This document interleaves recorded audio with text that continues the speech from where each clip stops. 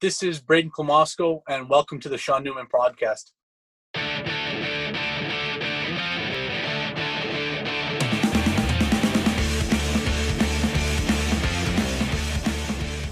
Well, welcome to the Sean Newman podcast. Tonight, I'm joined by the head coach of the North Battleford North Stars, Brayden Klimosko. So thanks for joining me.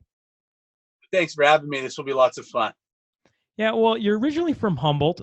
You got a storied career in a very short amount of time in coaching, specifically head coaching. You made a name for yourself in the SJHL.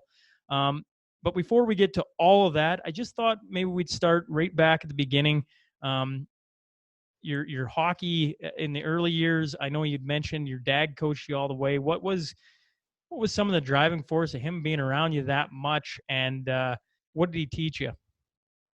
Must like me that much. I don't know. I guess that's first and foremost. You know what? I think overall it was just, a great relationship growing up. He coached me throughout, my minor hockey and we had some really good teams, growing up, and especially in midget where, our last year, like we won midget all 3 years of league, and in our last year, we actually went undefeated. And, a lot of those guys, transitioned from the AA program actually to the junior program, which doesn't really happen much anymore, with, I think there's about, I think quick count, about 5 or 6 guys that moved on from that AA program right to the, to junior A with the Humboldt Broncos. And, the situation with him was, he was kind of done coaching me once midget happened. And, Dean Brockman, the head coach there, was looking for an assistant. And obviously the first thing that Dean did, as a good guy as he is he made sure that I was cool with, Dad being part of the staff. And, we had a good conversation, with that, and how, he made sure that, Dad was going to be coaching defense, and that, he wouldn't be coaching me day to day, as he would be normally, through midget and everything. So basically what we ended up, had a good relationship. I was obviously cool with it. Dad's been a good coach throughout. And, I thought, why not add him to the team, and everything like that. And it just worked out, it worked out really good. Obviously we had some good years, playing. We won, my second year we won league and lost in the Anvid Cup in Game 7 and in the fourth overtime versus Selkirk. And then the year after we were able to, win a national title versus Camrose. So, obviously that was, a pretty big highlight for, both of our careers, and to do it together was really cool. So, it was a neat experience. And I think one of the cool things about it was from there I actually transitioned to Leroy, just playing senior hockey or whatever. And the first thing they asked was like, would your dad coach? And I'm like, no, I'm done. Like, that's enough. I want to not have my dad coach me anymore. So it was kind of a situation where we decided that was enough. But, overall, it was a cool experience. I think overall, how many people can win a championship with your dad? And, it's kind of neat how it transitioned from, him assistant coaching the Broncos to, then me kind of almost taking over. So, it was kind of a neat situation that we were able to experience, and that we still get to experience here, daily now, is me being a head coach with Battleford. Well, that was a lot. You just hammered off about 30 things I'd like to pick on. And the first thing I'm curious about is Humboldt. To me, when you look out from afar, it just feels like it breathes hockey every day. I mean, it's a typical Saskatchewan town, but you growing up there and talking about going through minor hockey and stepping right onto the junior A program, I bet that was a dream of yours from a young kid.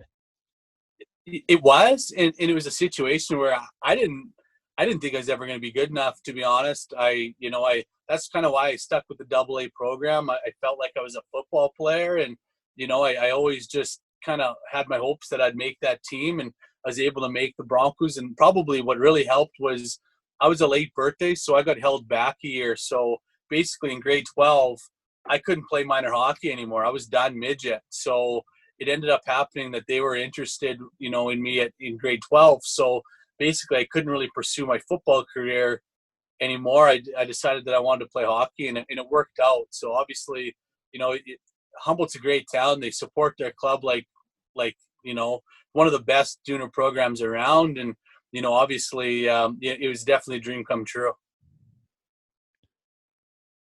How about the SJHL Bantam draft that just happened? How did you guys make out in that? First off, were you happy with the results?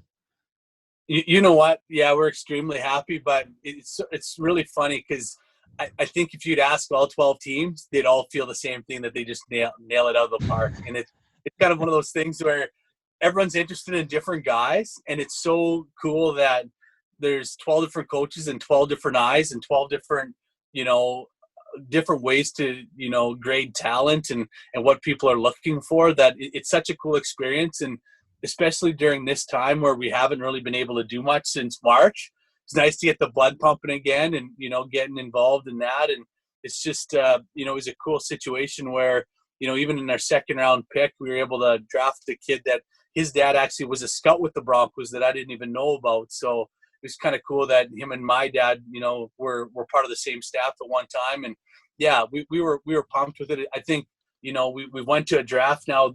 Our first group is the 2000 born group. So now this is our 5th year, doing a draft, and I think it's been really successful for the SJ, and it's been a lot of fun. And the reason I bring up the draft and hop from Humboldt to the draft is me and I had Rod Peterson on last week, and he was one of the guys helping put that on or announcing it, or however role he played. And we got talking about, and it got brought up on his show first, was the hometown rule, and that you can't draft a kid from the hometown of another SJ team. And I was curious, you being a Humboldt Bronco, being from Humboldt, what your thoughts on that rule are. I love it, and it might suck on draft day where, you don't get picked and you don't feel like you're part of that process. But tell you, I'd have hated to get drafted by Weyburn or Notre Dame or whoever, right? It sucked, right? So like, that's why they do it, is so that, you can be part of your hometown. I think overall it sucks that they don't get to be part of that day a little bit. They don't get the glory of that. But in saying that, you got to treat them, like one of your other picks. We've got, a couple kids from town that we're really excited about, and hopefully, they turn out too. And I think overall it wouldn't be the same if you got drafted by another team. And I feel like that's kind of the advantage you have, is to use your locals to your advantage. And, it's, you want them to be a part of your program. And it's so huge for all the local teams to have some local talent on your team. I think overall we figure out that you're, per local kid, you're looking at about 30 extra tickets per night, with family and grandparents and whoever else watching, is such a big part of the community and part of the organization, that you need those locals. And that's why I feel like, someone like Battleford's has been so successful, is we've had such a strong local group, not only from the town of Battleford's, but, from the area like Wilkie and Unity and Meadow Lake and Maidstone, and all those towns in between. It's just, we're pretty fortunate. It's a hockey hotbed really in those towns. So we're pretty fortunate there in Battleford's to have such a great, great surrounding area of hockey. I guess I hadn't thought about it until you start talking about it, but it's almost, you treat your minor hockey system like a feeder program for your junior team then. You hope to, yeah. You really, it's all part of it, right? If you've got a great program with your peewees and your bantams and your midgets, it's only going to produce more for your team, going forward. I think, overall we've been success. The last couple of years we've had a better bantam program in Battleford's. Our midget AA program's been great. I think overall the AAA program's progressing nicely. So I think overall it's an advantage. And, like, we always feel like once even someone that's moving to Battleford's for the AAAs, once they live in Battleford's and see what it's all about, it's so much easier to get them, to convince them to play junior there as well. And you mentioned by having a local kid, you're selling more tickets. And I told you before we started this, I wanted to talk about the Loon Brothers, because when you guys, for people who don't recall or didn't realize it happened, Hillmont had Hockey Day in Saskatchewan this year. and little tiny Hillmont, and in comes the defending champs, the North Battleford North Stars, playing Notre Dame, and it was pretty cool for our little town to have that come. And I'm sitting in the penalty box, and I get talking to one of the Loon brothers. I honestly can't remember which one, and he's talking about where he's from. And he's from Sioux Lookout, Ontario, and that struck with me because I played my junior A in Dryden and played exhibition games in Sioux Lookout. And I was curious, I got talking. I'm like, why are you playing for North Battleford? And he said he got recruited by you.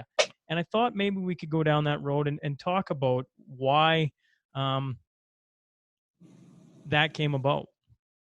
Yeah, I think it's a pretty neat story, obviously. It was my assistant GM at the time that, talked to, it had been Elijah Loon Stewartson at the time to see if he'd come out here. And I don't know the full story, but he actually, to come to Saskatchewan this first time around, he actually had to come by train. So he actually, for the tryout, came on a train, if I'm not mistaken. And, both the brothers that we obviously had Elijah the first year. And then my first trade was with Quentin. It would have been the first day of my job, and Wiley, my assistant's like, you got to go after his brother. He's going to be a great hockey player for you. I'm like, whoa. Can I just at least put something on my desk here in the office or something before we're making a deal? Like, let's relax here. Like, he's like, man, there's going to be teams all over him. We got to do this quick.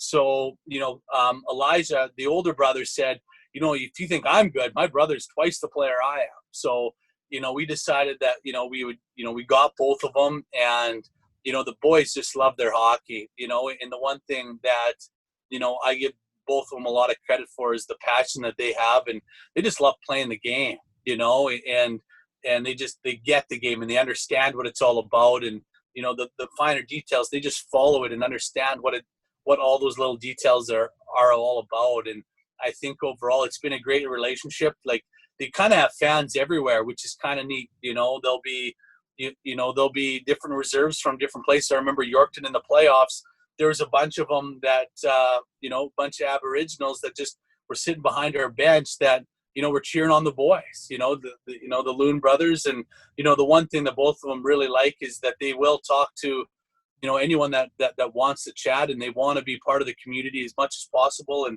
they understand that they're, a big influence amongst the Aboriginal community. And it's been a great relationship. And, obviously both were stud hockey players for us.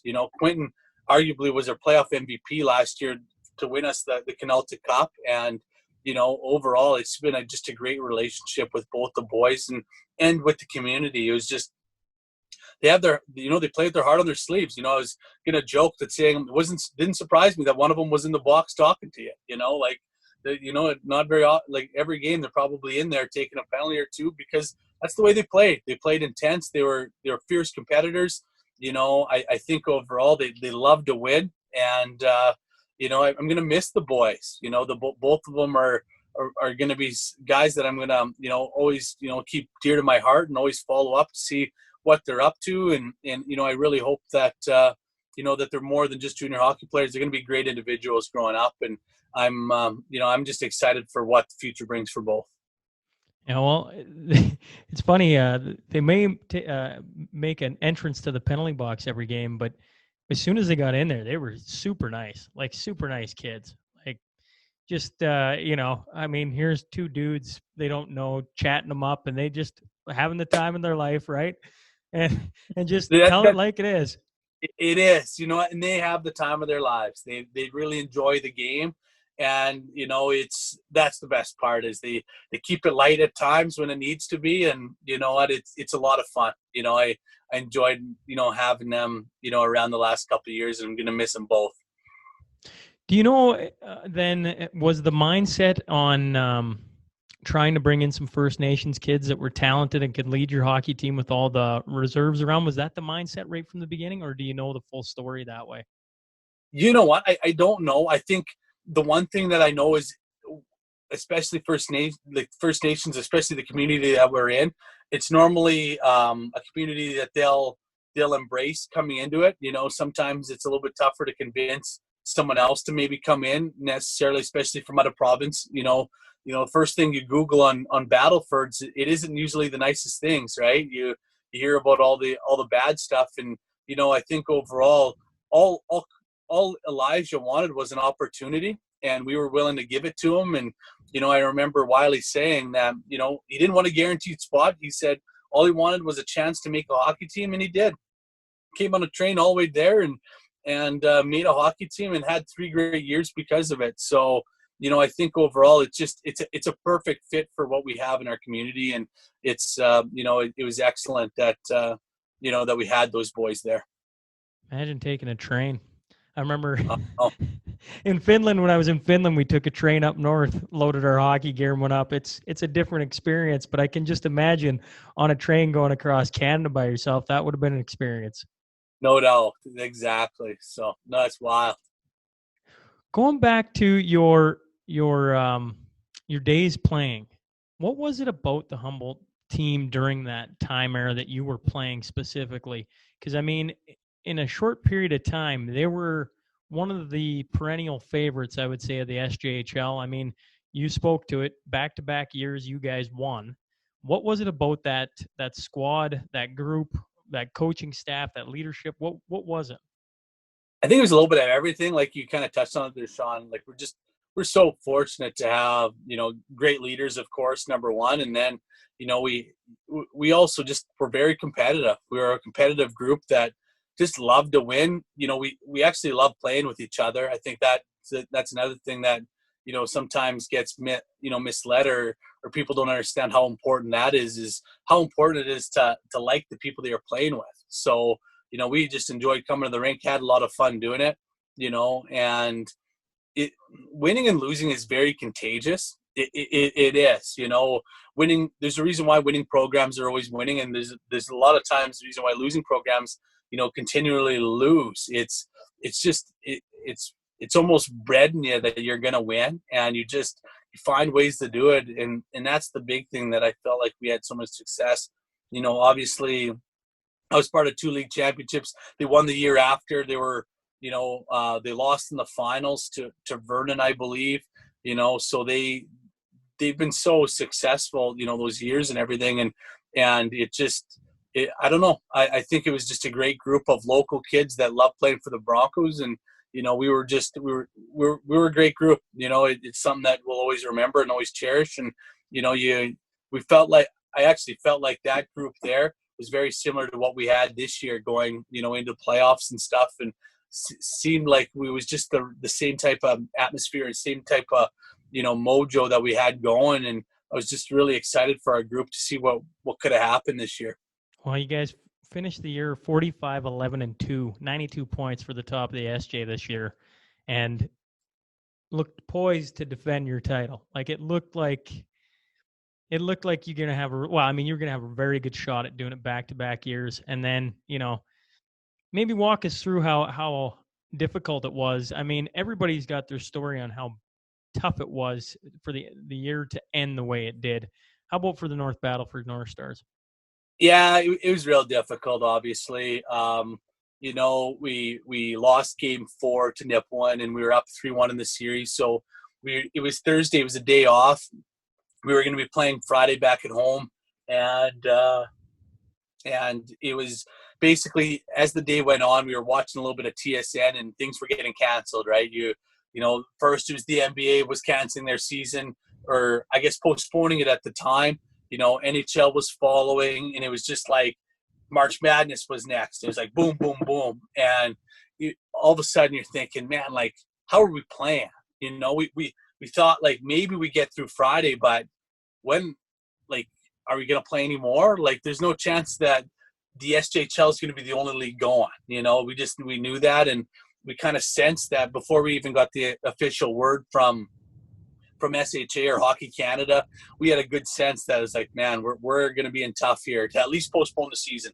I never thought it was ever going to get canceled the way it was, and everything like that. And so, Thursday, instead of a prep day, we kind of just told the guys, hey, like, look what's going on here. Let's kind of let go of the day. Let's not really prepare for tomorrow, because I don't think tomorrow's going to be, we're going to be playing. let's come back in the morning. Let's talk about this, and maybe we'll have some answers for you. So the next day comes, and, we obviously knew the news, and I tell you, it was tough, especially it was difficult looking those 20-year-olds in the face and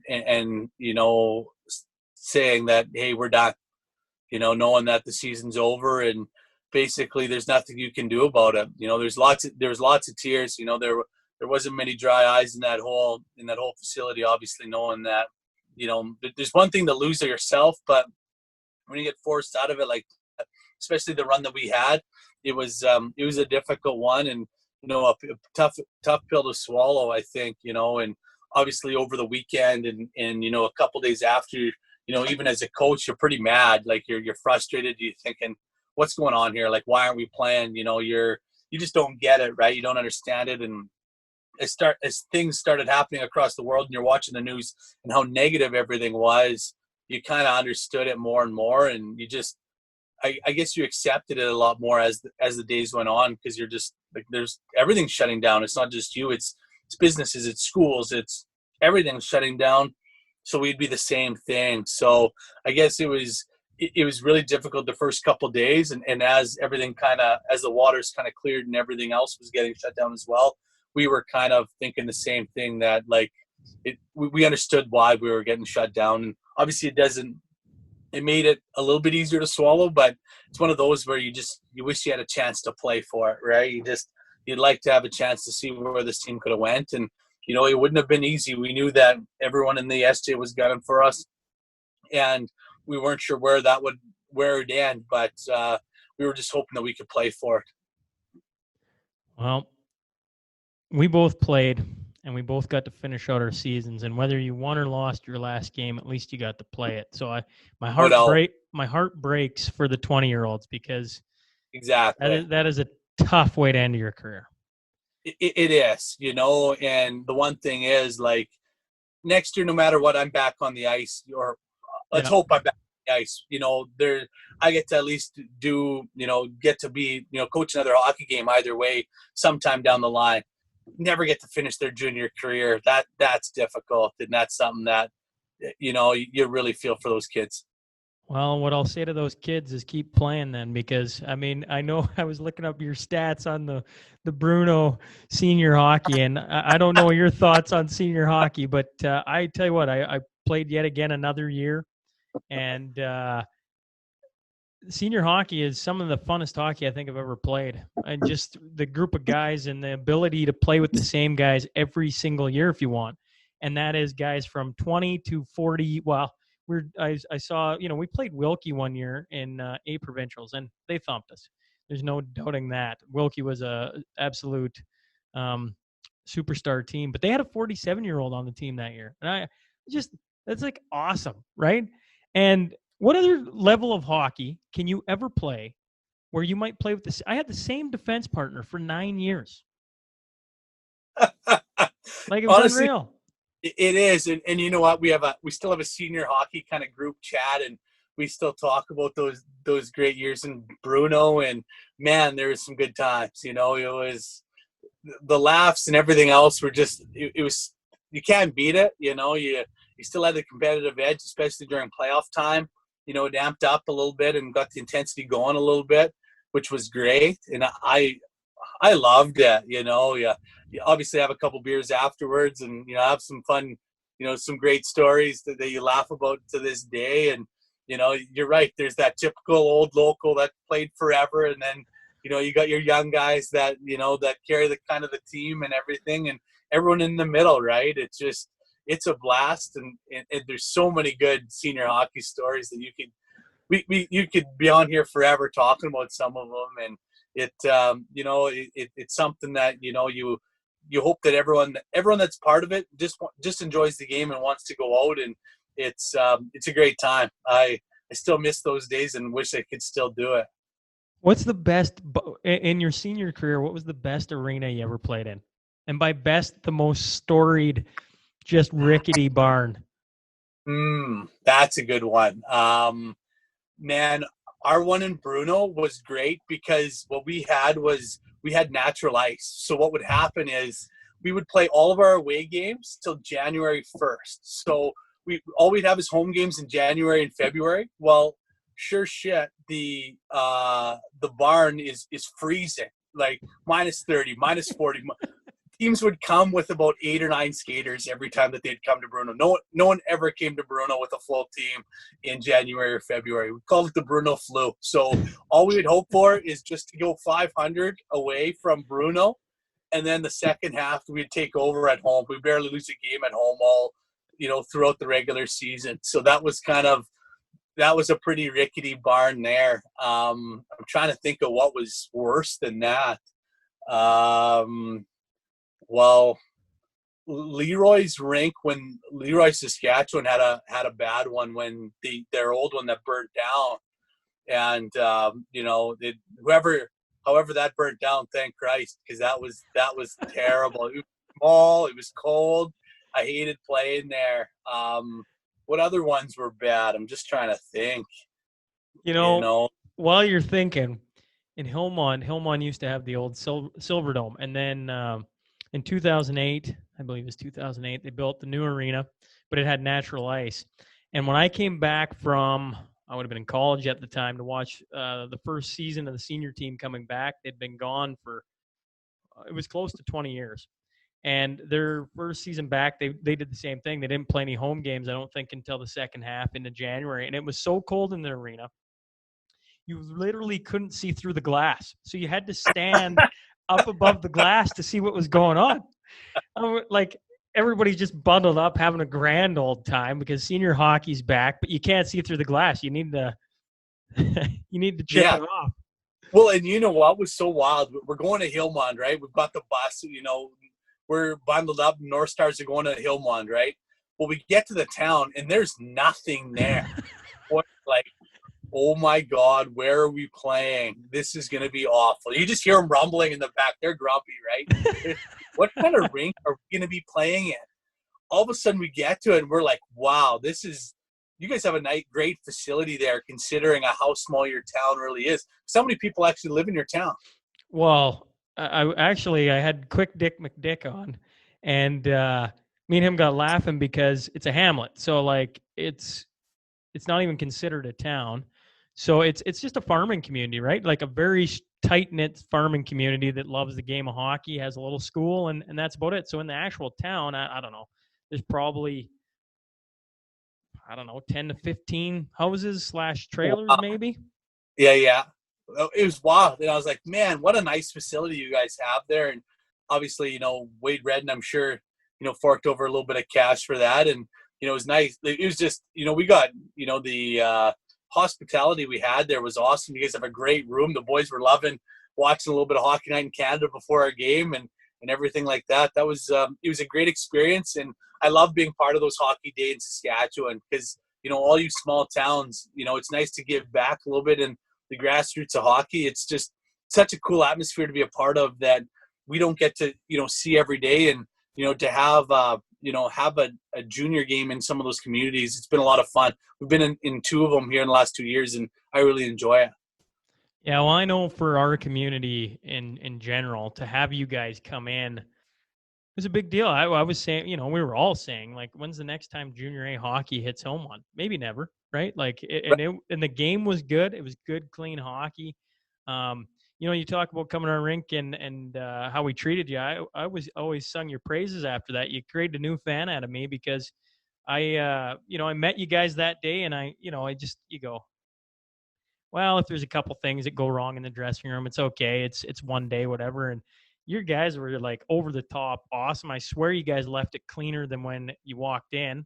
And that's saying something because we had our, almost spit shine for you when you came, and you guys were over the top. So hats off to your guys' team. I'm glad you enjoyed it. I know we were laughing because typical Canada, typical Saskatchewan, we're trying to get everything ready. There's a group of, 30 people trying to like make sure everything's I's dotted, T's crossed. And that week leading up to it, it was minus 41 out there the one night. And we're trying to like, what can you do in minus 41? But there are people just bundled up doing it. Wow. No doubt. That was a miserable week. So hats off to you guys. That was a cool experience. Can we talk about the Anavet Cup? I have a fascination with that. The old Manitoba versus the SJ. You got to play in it twice. What was playing a different league at that point? Back-to-back years. What was you play Portage both years or Portage one year? We played Selkirk our first year. Oh yeah, Selkirk, right? Yeah, so they beat us in Game 7. So honestly, the Anvit Cup is, it's a grind once you get to that point, and I think we learned lots from the first time around to the second because, the first time around you win your league, and you kind of all the emotions come out where you win, you celebrate, it's a great old time. Well, now you got to get amped up again, and sometimes it's tough to get that motivation and to get to that same level of intensity because, the team over there, we haven't played them all year. So we don't really hate them, like they've made it on, we've made it on. We're both kind of happy. Like it's tough to get kind of that intensity back going. And it was one heck of a series. Selkirk was a blast to play in. They basically, the first 2 games were there. Then the next 3 were back at home. Then the last 2 were there. Well, their ticket, like they were sold out before warm-ups. So we warmed up in front of a full building, and it was something that I've never experienced like that in my life where, in warm-ups the place was packed. So it was a cool experience there, and we started off the series pretty well, and then we struggled back at home and were able to win Game 6 back there. Basically what ends up happening is you play 2 games there, you get 2 days off, you play 3 games here, you get 1 day off, you play 2 games. So basically you play 7 games. That's a grind. Days.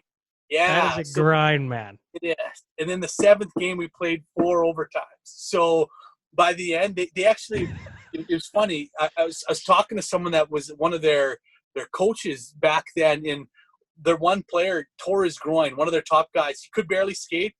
They actually didn't play him the whole game in Game 7 till the 4th overtime. He was the fastest skater by the 4th overtime. He's the only one that could skate. Like everyone was exhausted.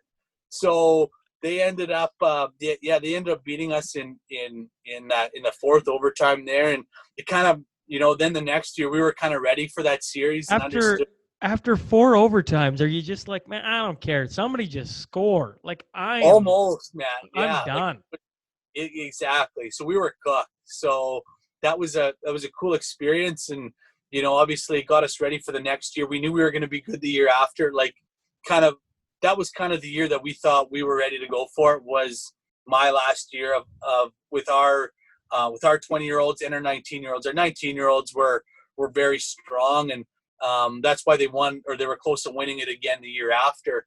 But we put a good run in. We barely snuck through league. We won in Game 7, and then we were able to sweep Portage, in the Anvit. But we were ready for that series, and it's the experience that you need, to get ready for that. It's just a little bit of a different dynamic, not seeing them, not playing them before, just to kind of get that intensity back up. How about the fans? With social media, it's so cool to see the fan support that different teams get, and whether it just doesn't seem to matter what city it is or town it is in Saskatchewan. In the playoffs, the fans go to another level. What was the fan support like around North Battleford when you guys won it last year, or Humboldt the years you guys won it? What was some of the crazy things you saw? You know what? There's a lot of cool stories. Obviously, our series last year versus Flin Flon was epic. We were up 3-0. They come back and win the next 3, and then we win Game 7 to move on. And we knew like that potentially could have been the finals. They were strong all year, and they just got into some injury trouble late, so they got pushed down to 7th place. We just snuck in a second late, so we knew it was going to be a battle from the beginning. And like that series, both sides, the fans were nuts and everything like that. It was a cool, one of the pictures, the epic pictures that we saw was Brayden scores an overtime winner, and there's a guy in a Flin Flon jersey giving him the finger, and someone takes a picture of it. It's like, I'm going to send it to you after, because you couldn't find a better picture of what was going on with with both teams, with Booze scoring a big goal, and their fan was sour that he's screaming and yelling at him in the glass, so he gives him the bird, and it was just like, it was such an epic battle that there was probably a good chance that we were going to play those guys potentially in the finals again this year, and we were really looking forward to that matchup again. Obviously through I felt like Battleford's, they supported our team like nothing else. Obviously, I think we had 2,600 people for the final game there versus Melford, and obviously in Humboldt we always had good fan support as well. Like the year that we ended up winning it all, our game 7 versus Kindersley, in the finals, I bet we had 2,600 people. Your guys were sitting in the aisles and everything like that. And you know what, the Saskatchewan Junior League, the playoffs fan support is unbelievable. It's second to none. The teams really get behind, or the towns really get behind their teams. It's a great experience for all. Yeah. Saskatchewan's such a special place. It is. And hockey just fits in right with it, like two peas in a pod. Yeah, no, I agree. It is. We need it. I don't know what we'd do all winter if we didn't have some junior hockey. Everybody always talks about going somewhere hot in the wintertime, and I always say my winter getaway is the rink. I enjoy being there so much. There you go. Yeah, exactly, for sure. So let's talk some Saskatoon Hilltops, because I didn't realize this until, I got going over a couple things today. But you played 2 years, so you win a Royal Bank Cup. You win back-to-back league titles. And did you ever have thoughts about, like, maybe I should try and go a little pro or anything like that? College? Was none of that ever a thought? Half of it was I wasn't that good, Sean. Really. A hockey player. You know what? My love was hockey, but I was a better football player than I was hockey. And, I felt like, I wanted a chance to see what I could do at the football level and just enjoy that experience as well. And, I wasn't going to go, they started camp and I wasn't, I didn't do anything all summer. I wasn't going to really, I was kind of wiped from the, the run we had with hockey, and I thought I was just done with sports. And, my parents really convinced me to, give it a chance. And, my high school football coach helped me here as well, Sean Gardner, and they kind of pushed me to try. And, I phoned Coach Sarge up, and he's like, yeah, come out, see what it's all about type of thing. So, I tried it out, and, it was a great 2 years. I learned lots. Sarge was a great guy to, obviously get mentorship from. Obviously he was a different, there's two spectrums of coaches I had. I had Dean Brockman and then I had Sarge, and they're probably the two exact opposite, styles that basically it showed me lots in coaching that, whatever your style is, it can be successful. It's just whatever fits your mold, that's what you got to stick with. And, it was lots of fun. The problem was, I was thinking, you're going to the Hilltops, good chance to win another national title. I think they won 3 titles before I started, and then they won 4 after I was there. So the 2 years I was there was the only 2 years that they didn't win in like a 9-year stretch. So it was pretty wild, but it was lots of fun. I enjoyed it, and I think it was great to be playing a different sport and understanding what that was like being a junior football player. You mentioned 2 different coaching strategies and how they impacted you. What were their 2 different coaching strategies? Sarge was in your face. He was loud. He was, you knew where you stood at all times. Like he's a great coach, and there's a reason why he's been so successful, at the junior level at the Hilltops. He's intense. He gets the most out of his players all the time. And, Dean Brockman was a guy that, he'd put his arm around you and explain, what you did wrong and what you need to get better. And you got the most out of you that way too. So both were great coaches, were great motivators in different ways. And, we're very successful at what they did. So I'm very fortunate now, as a coach, to understand that, there's so many different ways to do things, and both guys were huge mentors on why I'm coach here today. I assume playing the 2 different sports, you can kind of pick and choose different tactics, that kind of thing. You mentioned 2 different coaches. different styles. What has made you success? Because you're what, 30, turning 33 this year, correct?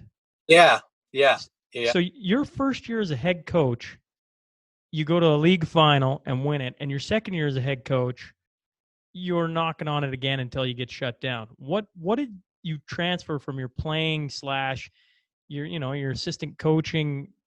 What was that all to get to where you are? You know what? I think you just always learn. I've had so many great coaches, throughout my career as playing as well as coaching, as an assistant.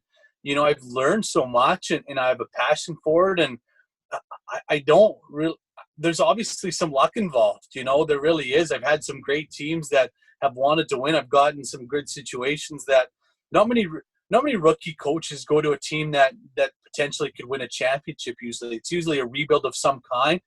I think overall it's just, I've been just very lucky, and I think overall I've learned from, all my experiences, if it was playing or coaching. And, obviously I feel like, with me winning as a player, I try and take that, to my advantage in playoff time, and try and, implement some of that. And, it's just, I got to thank my players. They just trust what we're doing.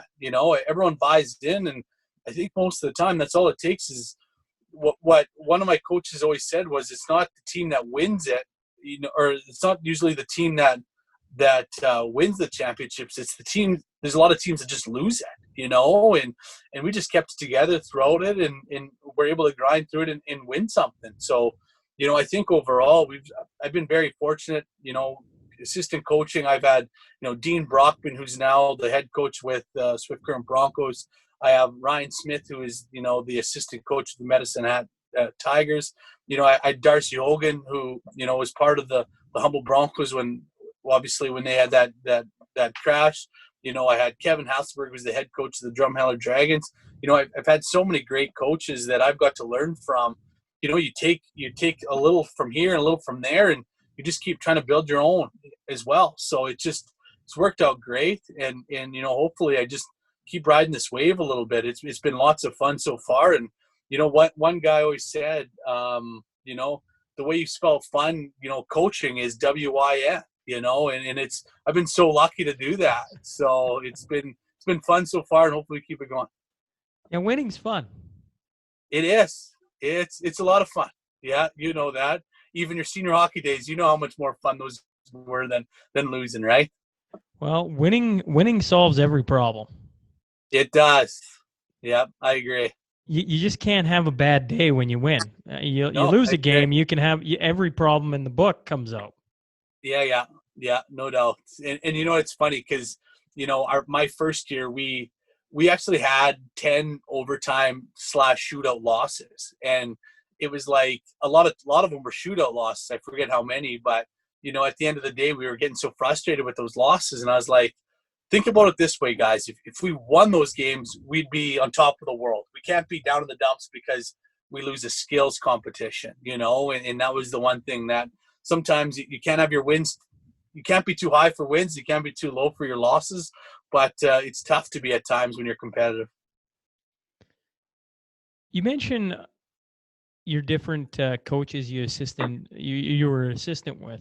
How did you get your start in coaching? Like, were you just like, you know what, I want to coach, or did you fall into it, or how did you get your start? Did you know you wanted to be one? I got lucky, man. I really did. I was in Humboldt. I was actually selling furniture at the time. How was the furniture sales?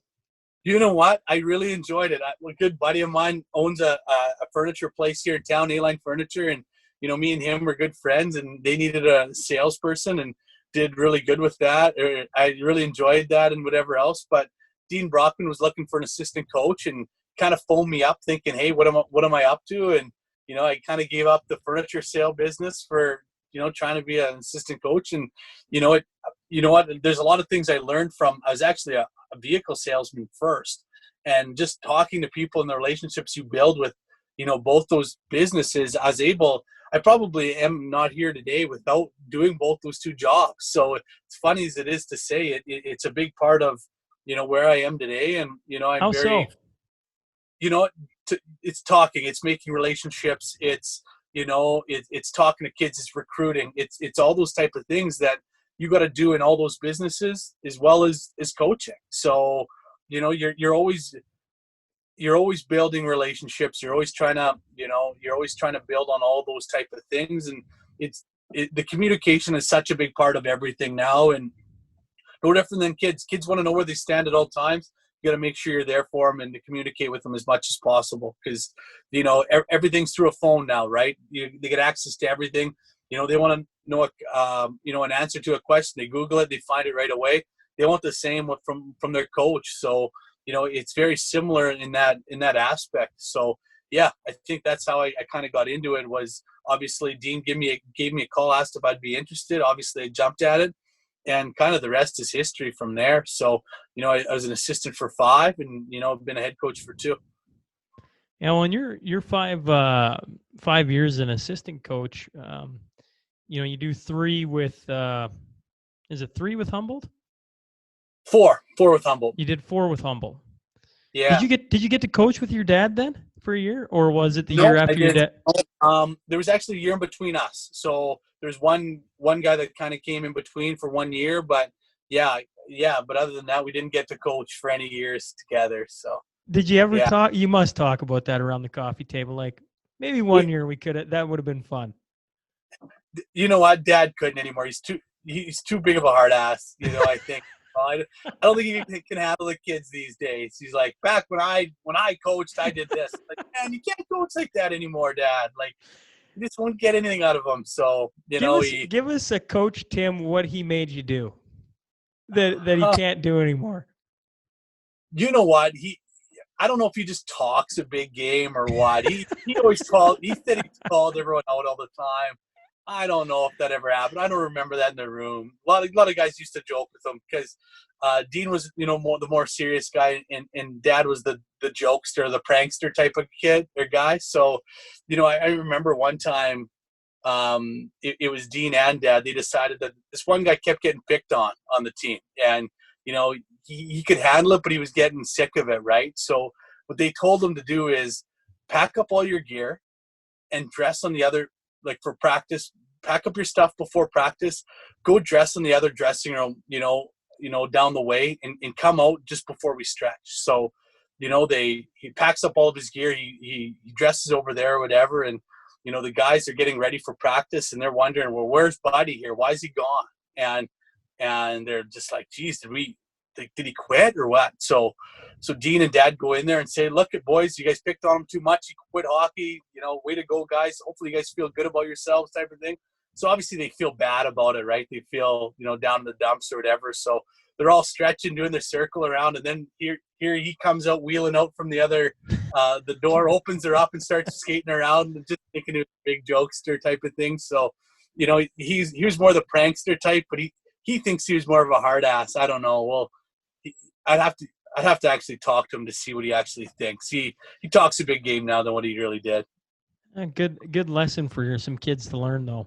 A sure. little bit of teasing. There's nothing wrong with that. That's friendly room banter that happens in any dressing room amongst any group of teammates.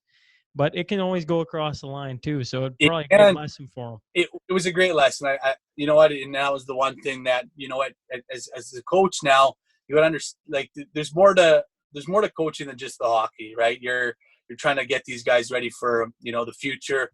If it's because you know what, I hate to say it, but they're not going to be hockey players for the rest of their lives. So you try and make sure that you mix in a life lesson or two during the year.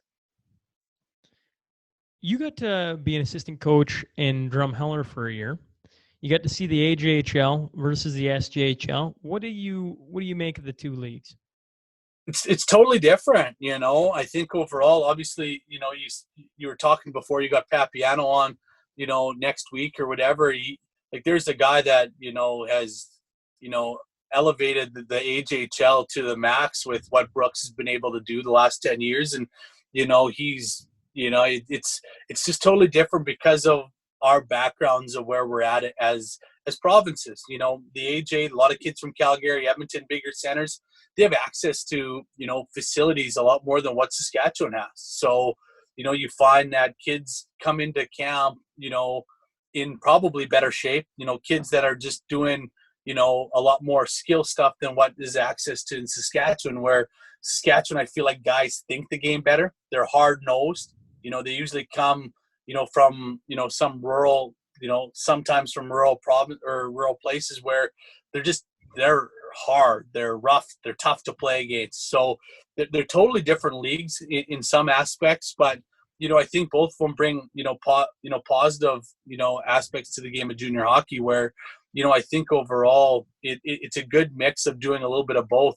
I think the AJ could use a few more Sasky boys, and then obviously the Saskatchewan League could use some more skill involved. And I think overall it's been it was a great learning curve. It's a totally different game. I think overall you guys got a lot more younger players in the Alberta League, which I think for Saskatchewan and the SJHL to grow, we got to get to that point where there's a couple 16-year-olds. I know Humboldt had 2 last year, and hopefully we continue to keep getting younger, where you don't need 8 20-year-olds every year to have a chance to win a hopefully a league title. It's you get younger so that you get more guys that are interested in school, and get guys that are getting Division I scholarships a little bit more. And the only way to do that is by getting younger. I feel like get some more skilled guys that are 16 and 17 so that they can grow and develop, so that by 18 19 they're ready for they're moving on. And that's the one thing I think that we got to learn as in Saskatchewan to do, and hopefully we progress into that role as the SJHL and as coaches. Yeah, well, you bring up Brooks. I think the one year I read they had 16 guys move on to get Division I scholarships. Like that's it is, and I think last year their last loss at home was in October. Like, yeah. My goodness, like that's Bruno T-Bird's type of thing there, like that's amazing right there. So it's impressive, and they're that's a program that you always want to strive to get to, is something that what they're doing there in Brooks. What made North Battleford the right decision? And I was curious, did Kevin Hasselberg play a part in that? Because I know he coached for Battleford for about a 5-year stint. You're his assistant coach. That job comes open. Like, how much did that play into it? And what made you make the jump? You know what? I think a lot of things. It obviously it worked to our favor. Obviously, with Drumheller, I was there for 1 year. Kind of the Bronco accident kind of happened here. I wasn't sure if I was going to go back to drum. I didn't feel it was the right move for me. I was also having a kid. I was expecting a kid in September. So it was a situation where I didn't feel like that was the right move for us and my family. So I was basically going to pack it in as a coach, to be honest. And it almost was fate that the Battleford's job kind of opened up, and I was debating forever to apply. I think I think it took me over a month to apply.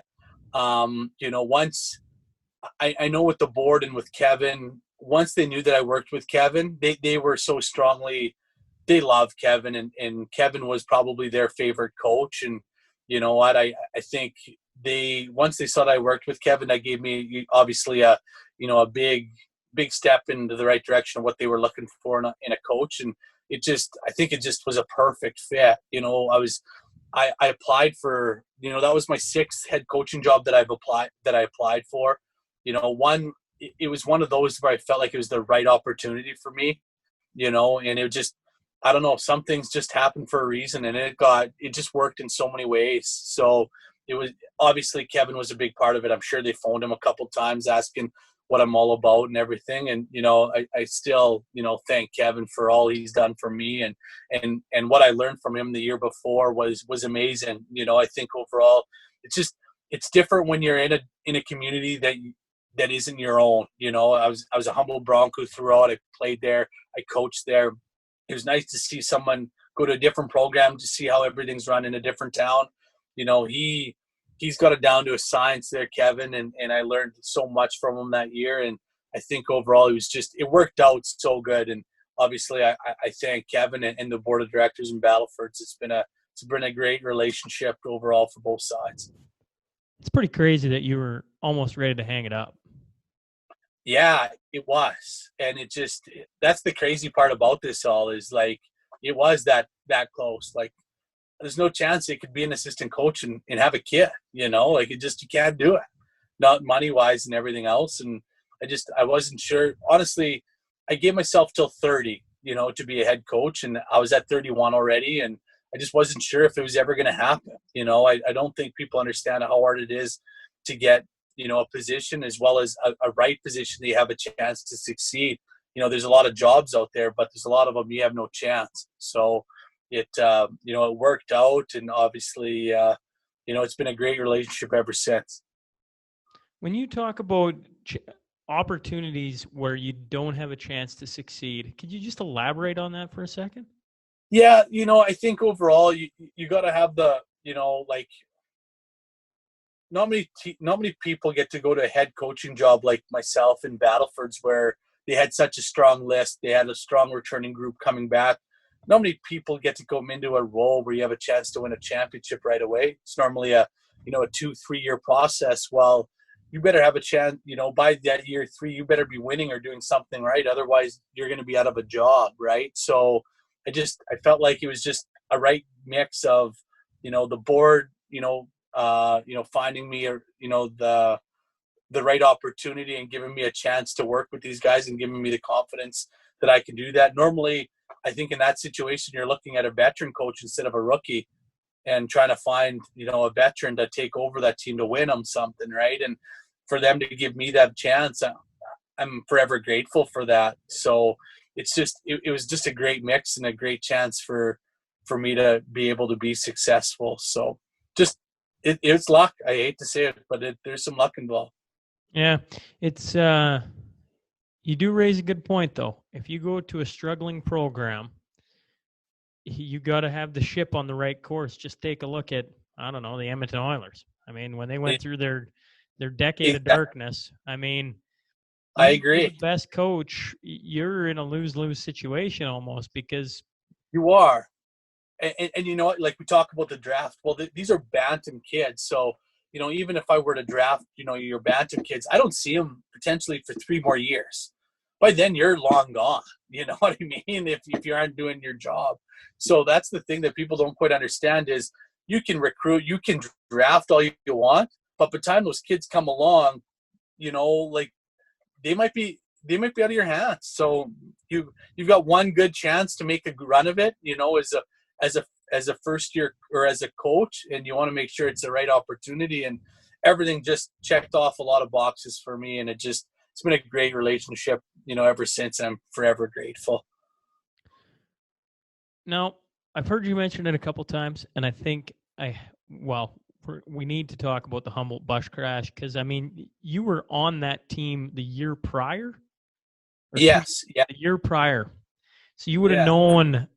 Well, I mean, you're assistant coach with Darcy, right? I married a girl from the United States. My in-laws were up the day that happened, and I don't think a word was said in the house as it was being played on the TV and everything else was being talked about, and they got it. And that in itself kind of showed to me what explains what happened that day. But coming in your community, a team that you grew up bleeding for, coaching for, you talk so highly about, maybe we could just talk a little bit about that. Sure. Yeah. Obviously, we were actually having a spring camp at time in Drumheller, and we were on the ice at the time, and all of a sudden, my phone was going off the hook, and it's just like, well, this is weird. Like, this is not normal. So, a couple of guys were trying to phone me. I was deleting them as I was going through, and then they kept trying to phone me, and I was just like, well, what's going on? So I answered, and they kind of tell me the situation that they heard that there was a crash and it's not good. And I was like, wow, like how bad can it be? So, the first thing I do is I'm texting guys, right? I'm texting Darcy, obviously I'm texting Mark, the assistant. He was actually renting my house in Humboldt at the time. I was texting a couple of the old guys like Logan Schatz and Logan Boulay and some of those older guys. Hey, how's it going there? What's up? I heard, bus crash, whatever. No response. Like, the way I was looking at it, it was like, however bad it was, it either hit the front or the back. And, you'd think that either one, a lot of them would have, either the back people, a lot of them would have survived, or the front type of thing. So, overall, it was just waiting and waiting, and no responses back from any of those people. Obviously, you hear about it afterwards of how many, were passing away, and you still don't know who was all part of that, right? So, the next day I travel home, and all of a sudden you hear who didn't make it and type of thing.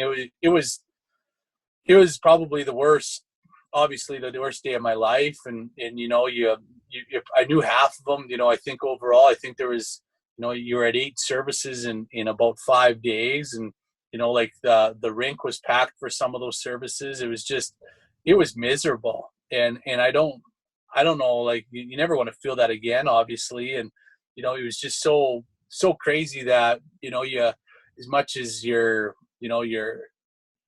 feel bad, you feel awful about what happened, you almost feel grateful that you weren't part of that either. Like, how often does a local kid like myself decide that, hey, I'm going to go to Drumheller and coach there, right? So you feel like, holy smokes, like, someone was kind of looking after me a little bit too, where, it was just, it was a crazy, wide mix of emotions for obviously, a couple months after. And it was tough to believe, really, at the end of the day. And I just think you feel for those families and what they went through. And, even the guys that are battling now, you hope for the best for everyone that was involved. And it was just a crazy time. It was something that, I don't know how else to explain it. It was a crazy couple months, and something that, you never thought would be possible.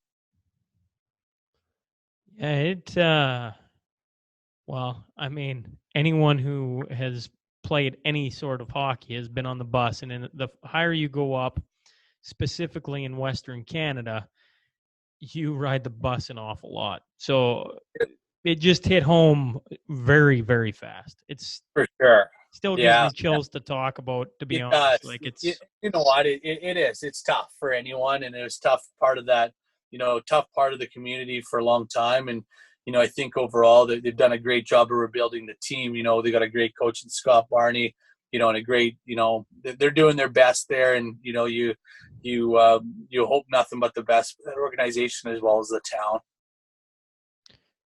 why, and you may have said this already, and maybe I missed it, but why did you leave that year to go to Drumheller? I felt like it was for me to grow as a coach. I had to go. And it was just so easy. You know how it is when you're in your local town. You're kind of been that assistant coach forever. I felt like it was just my time that I need. If I wanted to do this for a living, I needed to get better. I needed to, get a different opportunity where, you learn from different guys, different league. It was just, I just felt it was right, and it obviously, it was a gut feeling. Normally, I just felt like if I kept being an assistant coach in Humboldt, I don't know if I get another opportunity anywhere else. I don't know if you get that opportunity in Battlefords if you're just the assistant in Humboldt again for another year. I just think it was just the right decision for me to grow, and I wanted this career to see where I was going to go with it. I didn't want to be stuck in Humboldt as the token assistant coach throughout my whole life. So it was just I thought I had to take the chance, and I only felt like I wasn't going to go for very long, 1-2 years max type of thing. And if nothing came about it, I was maybe going to pack it in, who knows? But I just felt it was right, and it was the right time for me. So what's next? You know what? It's going to be an exciting year for us. It's going to be a great year for me to grow and to develop. We're going to be young. Everyone's talking rebuild. It is what it is. I think overall, I can't wait to put, some more culture stuff involved in Battlefords, see where it comes, with the young team. And I'm excited to grow with these players. There's obviously always a lot of pressure, but there's a lot of pressure when you're expected to win. Now I want to develop our hockey players and make sure that they're getting better, and, develop our program a little bit more. And it's just, it's going to be a totally different look than what we've had the first 2 years, where we knew we were good and we had to win. And now it's like, we will still be good. We just have to make sure we put in the work and develop our players properly. So it's going to be a totally different aspect as a coach, and I'm looking forward to kind of a 180 of what kind of team we're going to have, from a veteran group to a young and full of energy type of group that we're going to have this year, where we're going to have to put in more work than normal, and it's going to be exciting. I'm looking forward to the challenge of this, and it should be lots of fun to be a part of. And I look forward to, well, hopefully, in the fall, the SJ gets going Right. back up, the AJ No gets going doubt. back up, Yeah. and sliding in to watch a game because, it just got taken away way too quick. And Yeah. it'd be nice to get back in the rink and watch some hockey. Hopefully, they let people back in to watch. Wouldn't that be strange to have an SJ game and no fans in the Well, stands? I just don't think at the SJ level we'd be able to do it. We just don't make enough. Like, we don't have owners. We rely on ticket sales and 50/50s and whatever else. So I think overall we need people we need butts in the seats, and that's the only way we're going to be able to have a season. So hopefully we can all figure this out, and hopefully the cases stay low enough that we can have ourselves a season and keep it as normal as possible. Yeah, you raise a good point. I forget if it was Jason Davidson. I can't remember. We got talking about essentially that there's very few leagues that can survive by not having fans in the building. Like, it's Exactly. the NHL can because they got TV deals and everything. But Right. quickly after that, there's not too many teams that can survive. That's just it, right? So yeah, no, it'll be interesting to see how it all shakes down here, but hopefully everything gets back to normal for everyone's sake. What did you think of the virtual playoffs this year that you that they hated did it for the? I hated it all. Everyone's texting me after games, hey, nice win, or hey, that's a tough loss. Hey, I'm just like, you guys give it up. It sucks. So I didn't like it really, to be honest. But it's great for the league that they did something like that and everything like that. But it just wasn't for me. I wasn't gonna sit and watch our team in front of a video game. So I was more looking forward to see what I looked behind the bench, actually, more than anything. But I didn't watch enough to really see. So you didn't sit down and watch one of your games? You didn't go I want to see what my team looks like. You know what? No, it just wasn't for me. It was too big of a freaking tough pill to swallow the way it ended. I didn't want to see us be part of that. So I was kind of hoping that Newton was going to knock us out that first round, and then we were done with the playoffs.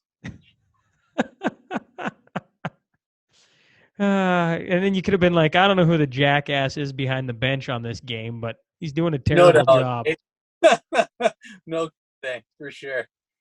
Well, we're going to move into our final segment, the Crewmaster Final Five. A huge shout out to Heath and Tracy McDonald, the supporters of the podcast since day one. It's just 5 questions, long or short as you want to go, Brayden. If you could go back and play on one line, what line would you want to play on? Oh, Gretzky and Curry and me, baby. You're a Leafs fan and you're taking that line? Man, even a plug like myself probably could get 70, 80 points with those two. Well, I don't disagree there. I sometimes think if you stuck me on with McDavid, I wouldn't be able to keep up, but I'd be able to get some points. For sure. Absolutely. If you could sit down with one person, have a cocktail, who would you want to pick the brain of? Oh, that's a tough one. Obviously, you watch, the last dance there with Michael Jordan. That was pretty cool. I'm a big sports fan. There's a lot of people I'd want to talk to and sit down with. To narrow it down, hey, one, I think it'd be Bill Belichick, actually. I think, I've read his book. It's been great, but, I think overall, that'd be a guy I think I could learn lots from. Well, I mean, yeah, right? Like, that guy is, you wonder that the argument always goes, does Bill Belichick win as many titles if he doesn't have Brady, and vice versa? And I think it's probably hands down, Bill Belichick finds ways to win. And I love Brady. Yeah. You know what? It's so tough because they're they're so made for each other, you know? I know. How it's so, and I say that because I should clarify. I'm a Tom Brady fan. I cheered for the Patriots for the last however many years because of Tom Brady, and now I'm a Bucs fan because, I was disappointed when he left. And people tell me different things all the time, whatever. I'm like, he should have just played another year or two in the Patriots, retired, had this big giant statue out front, went down as the greatest quarterback on the greatest team of all time, and just been done. Instead, now he's going to the Bucs. Man, I'm excited to root for the Bucs, I guess, but dang. Yeah, I know. And it'll be interesting to see how both of them, how their seasons go. Obviously, I think Brady might have a better chance than Belichick this year, but I think it was just that might be one relationship that'll be tough to beat, moving forward with those two guys. Like, I don't know if you'll ever see it again, the relationship that those two had and how competitive those two were. So that's a good question, though, that there's a lot of people you'd like to sit down and have a cocktail with. You say never, and I think someday you'll see something similar because there's just great players, great minds that come around, and it just, someday there's going to be another Belichick. There just is. Good point. You're probably right. And I mean, Tom Brady he's the right mind, right? He's not the most athletic quarterback to ever grace the field. He just isn't. No, he's not. He's just a winner, and that's what just made those two so successful. No different than Jordan and, and all those guys that were part of that team too, right? Like, you see The Last Dance? Oh my God. Did I see The Last Dance? COVID will be remembered for a few things. The end of hockey, the Tiger King, and The Last Dance. No doubt, hey? Yeah. So, yeah, unbelievable. And obviously, that was, crazy, documentary, and how the successful people that are by far the most successful guys in their sport, just their brains and everything just run so much different than everyone else. They're highly motivated people, and it's exciting to hear their stories for sure. It blows my mind. It just hurts my mind that in an 8-year span he wins it 6 times. Wins it 3, takes 18 months off to go play Major League Baseball. And when he comes back, they almost win it that season. But they don't. And then when he's back playing full-time, they win 3 more, and the GM blows the team up. I know. What? I know. I agree. It's crazy. Like, the whole story behind that, and Rodman just leaves. He decides he's going to go to Vegas for how long? It's just like, man, this is – you know what? They just know their team, and they understand that when Rodman comes back, he's going to be leading the drills in practice, and that's just, that's how it is, right? It's just such a cool story, and it's something that I remember as a kid because I was pretty young at the time. You cheered against them, right? You wanted them to lose. You wanted them to lose and to see them win. You weren't overly happy, but now you just appreciate what they were able to accomplish. You talk about Bill Belichick. Phil Jackson would be another guy that'd be fun to just sit down and. No doubt, for sure, 100%. If you could become the assistant coach of one guy tomorrow, who would you pick? Who would you want to learn from? And let's go hockey. Joel Quenneville, I think, actually. I've really liked everything that he's done. I thought, his Blackhawk days were just. I thought he was phenomenal. I thought what he was able to do with those teams and everything. And I don't know what it was. I was just very fortunate to be able to watch a lot of their games. Just, I didn't get to see many NHL games, but anytime it seemed like the Blackhawks were playing, and I just felt like his systems and everything were so advanced compared to other teams. And I think he'd be a great guy to learn from. Yeah. Quenneville might be one of the best coach the NHL has ever seen. Yeah, I think so. I really like him. Yeah, he's right in the conversation at least. Yeah, and he's been through many times, right? It's not just last couple of years. He's been kind of through it all. So I I really appreciate what he's done. If tomorrow the Toronto Maple Leafs called and said, you're the guy, Brayden, you're the guy, what's your first move? What's my first move? Find ourselves a top D man, probably. I don't know if that's something that I can actually do. Overall, what would it be?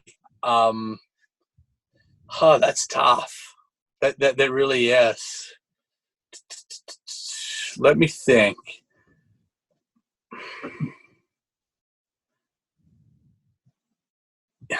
I don't know. I don't know what my first move would be. I think overall, I really feel like they're just we're so offensively heavy. We're up, we've got lots of great forwards. Defensively, we don't have enough, in my opinion, to be a Stanley Cup contender. So I always feel like you got to build through your defense first. We got to find some defense. Whatever it takes to get Hedman, I'd have to go after him. That'd be my guy. I tell you what, this year you got a chance because if your offense comes out of the gates after having 3 months off or 4 months off or whatever it is, they might catch everybody by surprise because nobody, you just never know. You just never know. You know what? We're going to see some of the best playoffs we'll ever see. Guys are fresh. There'll be teams that normally are out of it at this time that are injured and everything else. Everyone's got to feel great. So we're going to see some kind of playoffs here, and I'm looking forward to it. Even if it's in July or August, there'll be some great games to watch. You like the 24-team format? It is what it is. I'd prefer it all the way down to 16. I really would, but I just hope our Leafs don't play the Bruins. That's all I hope for. But I haven't looked at it lately. If we play the Bruins, we're screwed again. Man, you guys have had some tough times against the Bruins and the Bruins are good. Yeah. They're a hard-nosed team, and it's just a bad matchup for us, right? It's just one of those where you got the Bergeron and Marchand on the thornier side, and Pasternak's good. They're just, Chara's still decent. They're made to beat us, and that's the problem. Is a veteran team that knows how to win. And it's kind of like the Capitals always playing Pittsburgh all those years. You got to beat them finally to have a chance to win it. And I'm glad someone like Ovi had that chance too. So what you're saying is maybe they should get the Bruins because if the Leafs are ever going to win, they got to get that demon out of their off. They do. Absolutely they do. Yeah, 100%. Final question. Who is the most talented hockey player to come out of Humboldt or maybe never to come out of Humboldt? Most talented out of Humboldt. Or, you must have had a guy growing up or girl. Maybe there was a Olympian or I don't know. I'm throwing it a wide net here. Oh, any sport? Any sport. Well, Brianne Tyson, I guess it's Brianne Tyson Eaton, I think is now her name. She won a bronze medal in the heptathlon in the Olympics, so she's probably right up there. The heptathlon? The heptathlon, seven different events. What are the 7 events? Do you know? I'm trying to think. It'd be javelin, shot put, long jump, high jump, hurdles, 800, 1500. I don't know. 2 days. 2 days they're doing all that. So she's got to be right up there as one of the best. Obviously, Glenn Hall's up there. Yeah. Who else would be up there? Is one of the best. I think it'd be those two. Those are pretty good picks. Yeah. Watch. There's a kid from Munster, which would be 5 minutes away. Logan Hoffman. He might go in the MLB draft tomorrow. Really? Yeah. So there's only 5 rounds, and he might be in one of them. So watch for his name tomorrow. Well, by the time this episode comes out on Monday, we'll know, and that'll be cool. That'll be super interesting. I'll pay attention. Cool. Yeah, absolutely. Well, thank you very much for hopping on. I've certainly enjoyed this. The next game I stop in to watch you guys, I'll be over the glass yelling at you. I love it. Can't wait. Well, Thanks thanks again. It was a lot again. of fun. Thank you. Yeah, you bet. Yeah. Hey, folks, thanks again for joining us today. If you just stumbled on the show and like what you hear, please click subscribe. Remember, every Monday and Wednesday, a new guest will be sitting down to share their story. The Sean Newman Podcast is available for free on Apple, Spotify, YouTube, and wherever else you find your podcast fix. Until next time.